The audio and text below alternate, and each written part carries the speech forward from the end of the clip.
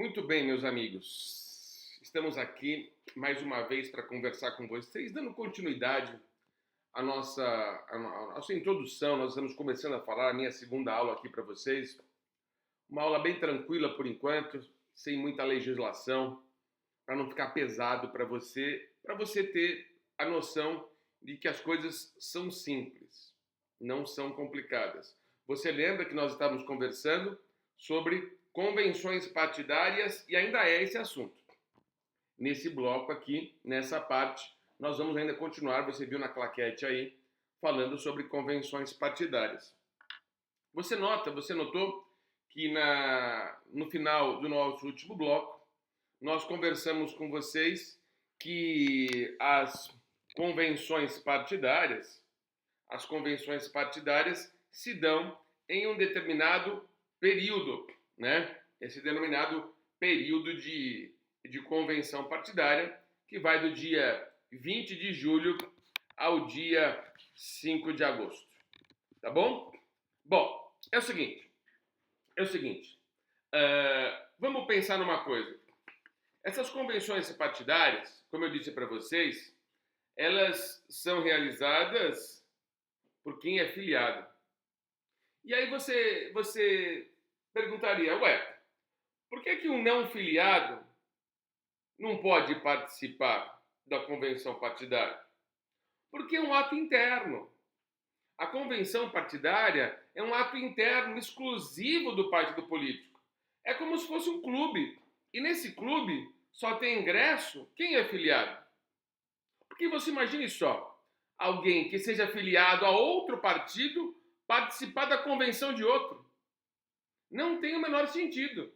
Então, só vai participar daquela convenção aquele sujeito que for o filiado do partido político. Então, a jurisprudência do Tribunal Superior Eleitoral já decidiu que é nula a convenção realizada por quem não é filiado do partido político. Essa convenção é nula se for realizada por quem não for filiado ao partido político. Tudo bem? Então, fique bem claro isso, que esse é outro ponto que o examinador pode perguntar para você. Quem é que pode participar dessa panelinha aqui, que é a convenção partidária? Tá bom? Você lembra que eu falei também, na nossa aula passada, o seguinte, que no que diz respeito à convenção, as regras das convenções são regras estabelecidas por uma legislação. Nesse caso, a lei interna que estabelece as regras das convenções é aqui o estatuto partidário, o princípio da autonomia. Aí você pergunta, Clever, então como são escolhidos os candidatos? Como é que se dão as votações? É por maioria absoluta? É por maioria simples? Tem primeiro turno? Tem segundo turno? Resposta, não sei. É o estatuto partidário que irá decidir. A lei das eleições, que também tem regras sobre convenção partidária, que é a Lei 9.504 de 1997, ela não estabelece, repito, ela não estabelece regra de deliberação de escolha de candidato. Não estabelece regra deliberativa sobre escolha de candidato. Então, são os estatutos partidários, mais uma vez eu digo para vocês aqui, que estabelecerão as regras de votação, de escolha, de deliberação dos partidos políticos. Tá bom? Mas, Clever, deixa eu fazer uma pergunta para você. Se determinado partido político A está coligado com o partido B numa eleição majoritária, por óbvio, qual regra a gente estabelece? Porque se o partido A tem uma regra diferente do partido B, Os estatutos têm regras diferentes. Olha, na convenção partidária é que ambos os partidos, ambos ou 3 ou 4 ou 5 partidos que estão coligados majoritariamente, é que estabelecerão na convenção, pelo princípio da autonomia, como vai ser a eleição conjunta para aquele cargo majoritário. Tá bom? Geralmente o que acontece? Os partidos políticos, gente, se acertam antes, tá? Se acertam antes. Olha, todo resultado da convenção, acabou a convenção partidária, nós escolhemos quem são os candidatos já, tá? Esse resultado, ele tem que ser levado ao público, ele tem que ser levado ao conhecimento da população, ao conhecimento da população. Então, o artigo 8º da Lei 9.504/97, Lei das Eleições, estabelece o seguinte, que o resultado da convenção partidária deve ser publicado em 24 horas da finalização da convenção, em um jornal ou em um site de grande acesso. Então, o resultado da convenção deve ser levado à publicação. O examinador pode perguntar isso. Você já anota. Todo o resultado da convenção partidária deve ser levado para publicação. Aonde? Em sites, em jornais de grande circulação ou grande acesso nas redes, para que todos tenham conhecimento de quem foram escolhidos naquela convenção partidária. Tá bom? Mais uma questão que eu acho relevante trazer aqui para vocês é a seguinte, meus caros colegas. A convenção, ela tem que ser reduzida a um documento. Esse documento se chama ata. Ata convencional. A ata convencional, ela vai dizer o que aconteceu na convenção. Ela vai dizer o que se passa na convenção partidária. A ata convencional. Alguém vai redigir a ata. Alguém vai digitar a ata e vai transcrever tudo o que aconteceu na convenção. Nós vamos documentar a convenção partidária. A documentação da convenção partidária. Beleza? Essa documentação deve ser materializada e deve expressar a verdade. Deve expressar a verdade. Agora, e se acontecer alguma irregularidade na ata convencional? Na transcrição da convenção? Aí está uma pergunta que o examinador vai poder fazer para você. É a seguinte: qualquer irregularidade formal é irrelevante. Você está notando? Qualquer irregularidade formal é irrelevante. Me dá um exemplo, Clever, de uma irregularidade formal. Um erro de um nome. O meu nome é Clever com C. A pessoa colocou com K. Clever com K. Não é esse o meu nome, é com C.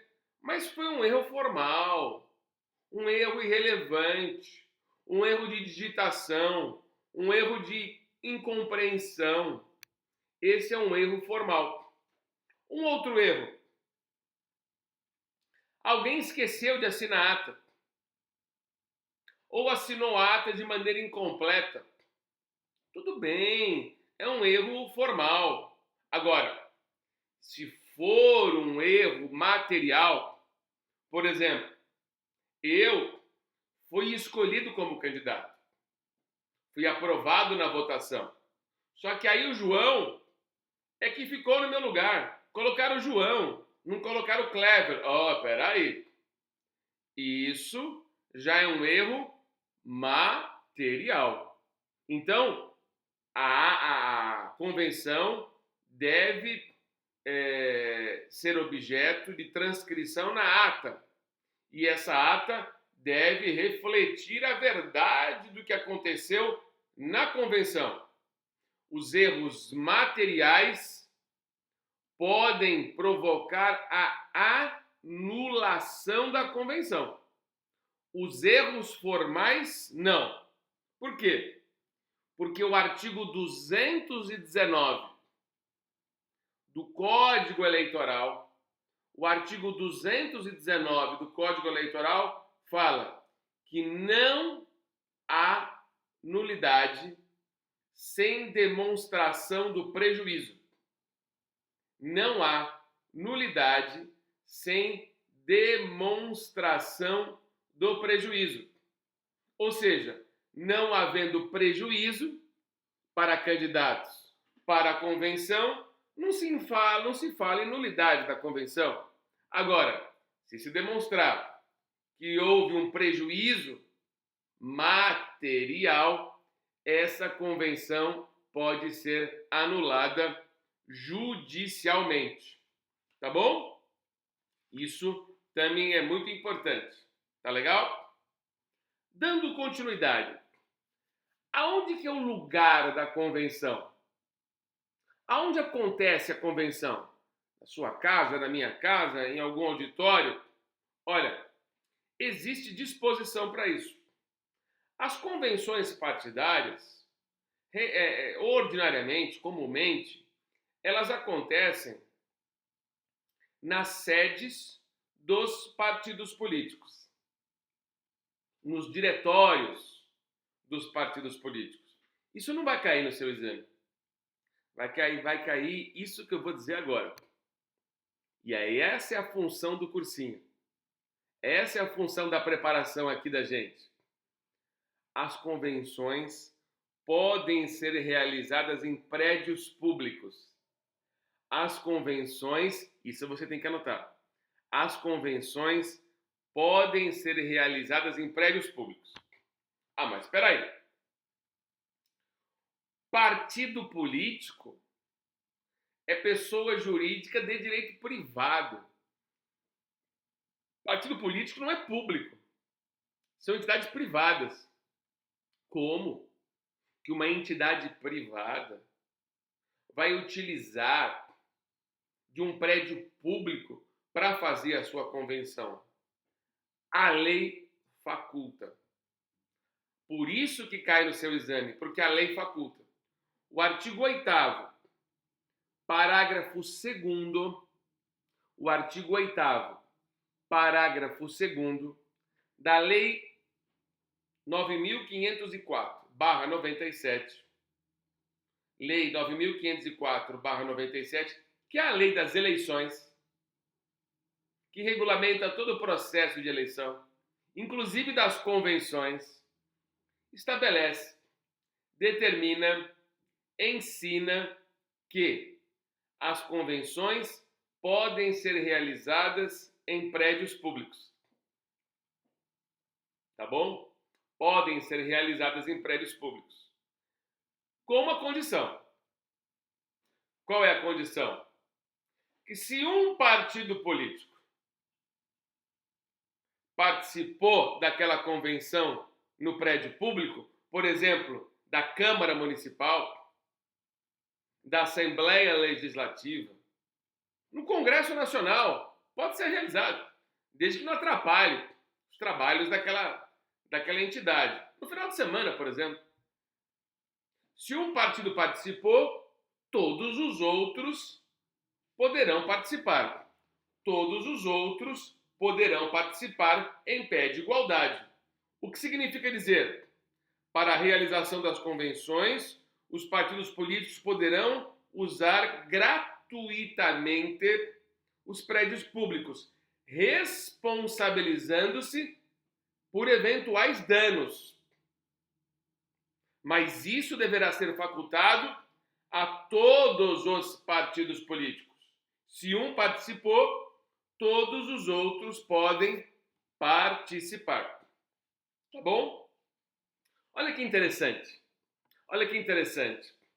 Aquela convenção, lembra das convenções norte-americanas? É uma festa, todo mundo participando, o candidato discursa, aí as pessoas votam. É mais ou menos isso. Só que é o seguinte, presta atenção aqui numa coisa, ó. Tem duas pessoas que são adversárias uma da outra. E as duas querem ser presidentes da República, candidatos a presidente. Eles podem disputar? Isso, podem. Aonde? Na convenção. Na convenção. Eles podem disputar a candidatura oficial na convenção partidária. Tá bom? Agora, pensa comigo aqui. Eles podem fazer campanha? Como assim campanha? Campanha para os filiados, porque os filiados precisam saber das propostas dos pré-candidatos àquele cargo político. O presidente da República, por exemplo,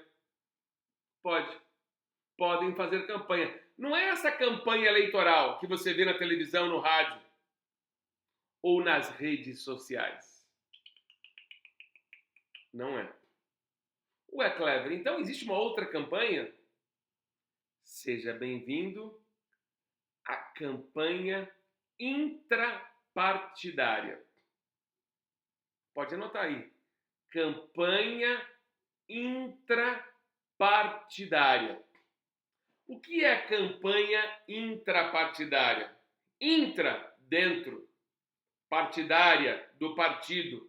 É a campanha realizada dentro do partido. Não para fora. Nós que não somos filiados a partidos políticos, nós nem ficamos sabendo disso. Porque, galera, é uma campanha realizada dentro do partido, para os filiados do partido político. Para os filiados do partido político. Essa campanha é realizada através de grupo de WhatsApp, onde só os filiados participam. É realizada através de e-mail. É realizada através de reuniões no Zoom, no Skype, dos partidos políticos, convocada pelos partidos políticos. E tem um período para realizar essas campanhas intrapartidárias. Então, sejam bem-vindos à propaganda política intrapartidária. Repito, propaganda política intrapartidária.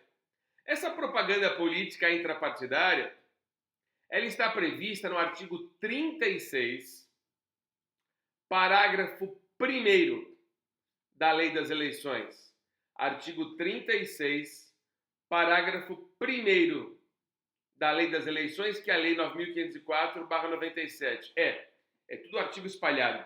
Por isso que a aula, essa nossa conversa, que é organizada, que é sistematizada, é muito importante. Essa propaganda intrapartidária, ela tem um período.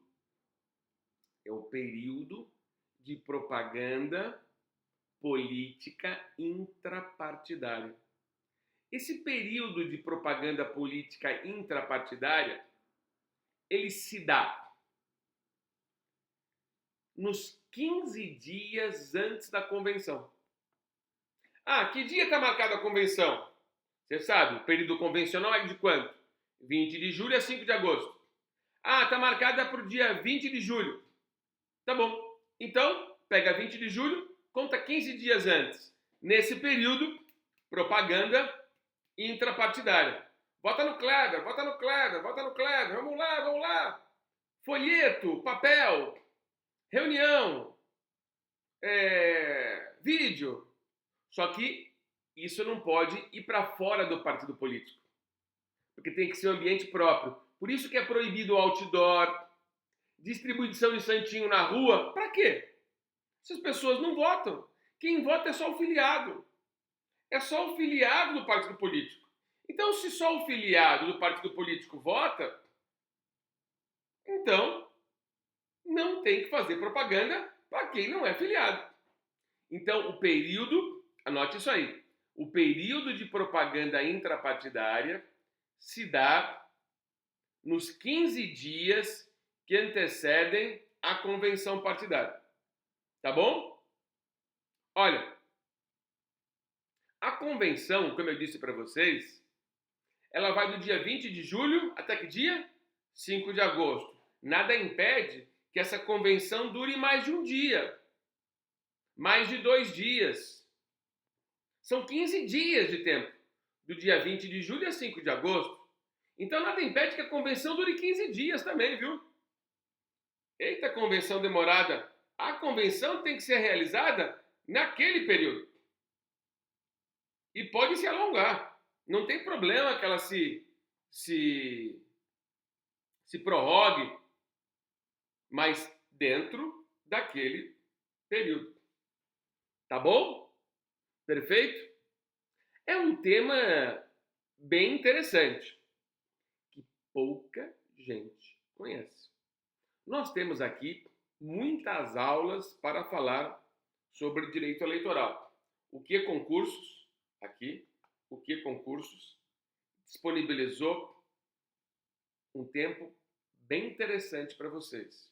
E nós temos que aproveitar esse tempo para uma conversa sincera, uma conversa objetiva, para deixar você dominando a situação. Dúvida? Dúvida sobre a aula?